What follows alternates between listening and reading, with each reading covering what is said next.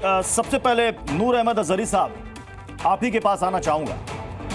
मतलब संसद वक्फ की जमीन पर, साउथ का एक मंदिर तमिलनाडु का वो वक्फ की जमीन पर, दिल्ली एयरपोर्ट वक्फ की जमीन पर, दिल्ली की 6 मंदिर वक्फ की जमीन पर, लखनऊ का 250 साल पुराना मंदिर वो वक्फ की जमीन पर। यह कैसा इत्तेफाक है?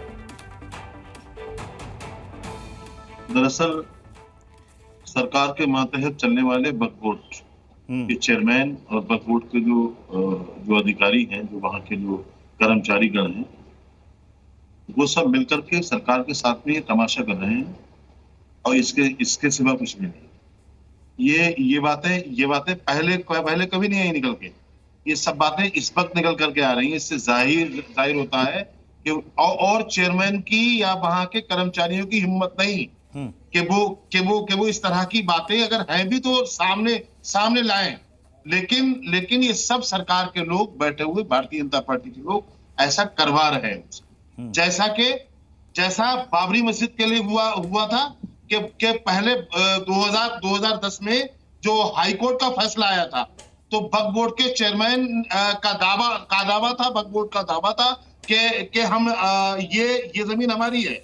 लेकिन 2019 में जब फैसला आया तो वक्फ बोर्ड ने अपना दावा वापस ले लिया, अपने आप को विड्रा कर लिया। वो ये सब तो इस बात को तो आप भी मान रहे हैं ना अजहरी साहब, आप भी मान रहे हैं ना कि वक्फ बोर्ड में खेल होता है?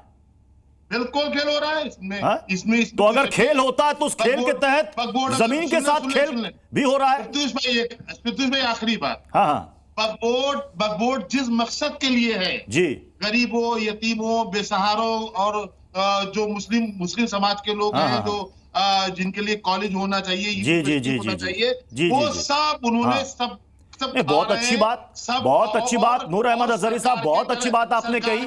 वक्फ किस लिए है, उसका मकसद क्या, आपने तो बहुत अच्छी तरीके से परिभाषित कर दिया। लेकिन लखनऊ के इस मामले में हुआ क्या? पहले तो लीज पर जमीन दे दी गई, उसके बाद उस जमीन को प्लॉटिंग करके बेच दिया गया। तो इससे किस गरीब का भला हुआ, जरा बता दीजिए। अरे साहब, ये बातें सब सरकार के मातहत जो बैठे हुए लोग हैं वो कर रहे हैं। ओके, ये सब आलोक अवस्थी साहब, अब आप ही इसका जवाब दीजिएगा। खत्म करने का गंभीर आरोप लगा रहे हैं अजहरी साहब, कह रहे हैं कि इतने दिनों से मामला कभी संज्ञान में नहीं आया, ये बीजेपी और सरकार मिलकर के ये सब कर रही है, मतलब सिवाय प्रोपेगेंडा के और कुछ नहीं है। देखिए, इनका बस चले तो पूरे देश की सारी जमीनों पर जो कब्जा कर लें और वक्फ बोर्ड का बोर्ड लगा दें। गरीबों की जमीन तक नहीं छोड़ रहे हैं। वक्फ बोर्ड जबकि बनाया गया था कि गरीबों की मदद के लिए, लेकिन हो क्या रहा है, बिल्डरों की मदद हो रही है, वक्फ की प्रॉपर्टियों को लीज पर दिया जा रहा है, तमाम लोग बंदर बाट कर रहे हैं उन संपत्तियों का, और जिन संपत्तियों के मालिक मुसलमान नहीं है, वक्फ बोर्ड कौन कहता है कि सरकार के अधीन नहीं है?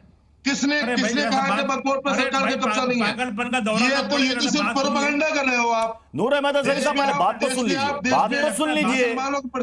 आपके समय में कोई बीच में नहीं बोल रहा था, अपनी बारी में बोलिएगा अजहरी साहब, अपनी बारी में प्लीज कंटिन्यू। आलोक, देखिए चूंकि अब कलई खुल रही है, परतें उभर रही हैं कि माफिया और बिल्डरों से सहयोग करके वक्फ की प्रॉपर्टियों को गरीबों की जमीनों पर कब्जा करके और उसको जो है, आपको कोई बीमारी है बोलने की? जितने इलाज कराइए जाफरी साहब, आपको कोई बीमारी है? आप लगातार बोल रहे हैं, कोई लगातार बोल रहे हैं, आप क्या बोल रहे हैं? अरे भाई, आप दरअसल सुन लीजिए, आप सभ्यता का परिचय दीजिए। आप जी न्यूज चैनल पर बैठे, इसका मतलब नहीं है कि आप दूसरों को बोलने नहीं देंगे। सभ्यता का परिचय दीजिए। ये अपने घर में बात कर रहे हैं। मुझे अपनी बात कहने का अधिकार है, मुझे चैनल ने बोलने का समय दिया, मुझे बोलने दीजिए। पहली बात यह है कि आप लोग जो है जमीनों पे कब्जा करने का एक अथॉरिटी का आपने वक्फ का बना रखा है। वक्फ का जो मकसद था उसको तो खत्म कर दिया है, बिल्डरों की गुलाम बन के वक्फ प्रॉपर्टी रह गई है। जिस मंदिर की जमीन का मालिक 1944 नंबर, लखनऊ की जो सादतगंज जमीन है, खसरा नंबर 1944 शिवालय के नाम पर दर्ज है। तो जो 250 साल पुराना मंदिर है, जिसके नाम पर जमीन भी है, उस जमीन पर मुख्तार अंसारी, उस जमीन पर मुख्तार बन गए हो। अरे भाई, पागलपन का दौरा पड़ रहा है क्या आपको? बोलते जा रहे हैं। अपनी आवाज सुनने का शौक है तो अपनी आवाज रिकॉर्ड करके सुनिए, लेकिन दूसरे को बोलने दीजिए। आप पहली बात समझिए, मुख्तार अंसारी को जमीन अखिलेश यादव की सरकार के समय पे आजम खां के कहने पर दी गई पूरी तरीके से आजम खां और अखिलेश यादव की सरकारों में इसी तरीके से जमीनों पर कब्जे, तमाम जमीनों पर कब्जे माफियाओं को दिलाए गए। और ये सादतगंज का जो मंदिर है, इसकी जमीन पर भी मुख्तार अंसारी का कब्जा था। उसकी बीवी प्लॉटिंग करके जमीन बेच रही थी, इसको रोका गया है। शिवालय जो 250 साल पुराना शिवालय है, हाँ। जिसके नाम पर खसरा नंबर 1944 से दर्ज है, वो जमीन मैं बाकी मेहमानों का रुख करूंगा, लेकिन उससे पहले मैं महंत नवल किशोर दास जी आपके पास आ रहा हूं। ऐसे तो जितने भी मंदिर हैं और जितने भी बोर्ड और ट्रस्ट हैं हिंदू धर्म के, उन सबके अंदर एक भय हो गया होगा कि पता नहीं कल को उनके ट्रस्ट के अंदर आने वाले मंदिर पर भी वक्फ अपना दावा ठोक दे, फिर लड़ते रहिए ट्रिब्यूनल में। वास्तव में बंधु, ये इस्लाम के नाम पर जो वक्फ बोर्ड को आगे करके लैंड जिहाद चल रही है, ये देश के लिए बहुत बड़ा खतरा है। आप भी सब जानते हैं, रेलवे और रक्षा मंत्री के बाद में सबसे ज़्यादा प्रॉपर्टी किसी के पास है तो वक्फ बोर्ड के पास है। इसलिए मैं तो मांग करता हूँ, वक्फ बोर्ड की आवश्यकता ही नहीं है। वक्फ बोर्ड सदा सदा के लिए ख़त्म कर देना चाहिए, नहीं तो हिंदू समाज को रहना मुश्किल पड़ जाएगा।